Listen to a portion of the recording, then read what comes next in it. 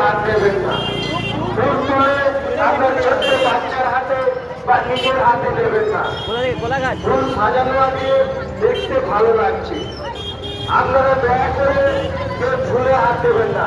প্রায় আমরা দেখছি প্রত্যেকের হাতে একটি করে ফুল, ওনার বাচ্চার হাতে একটি করে ফুল।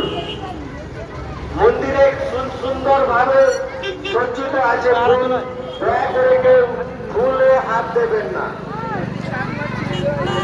আমাদের এই উৎসব এখনো দুদিন চলবে। আগামীকাল 27শে ফেব্রুয়ারি বৃহস্পতিবার সন্ধ্যায় মায়ের ঘটস্থাপন এবং সারা রাত্রি ব্যাপী মায়ের আরাধনা।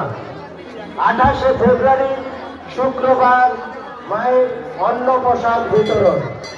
তাই সমস্ত ভক্তমণ্ডলীর কাছে যারা রাম উৎসব কমিটির পক্ষ থেকে 28শে ফেব্রুয়ারি 11টা থেকে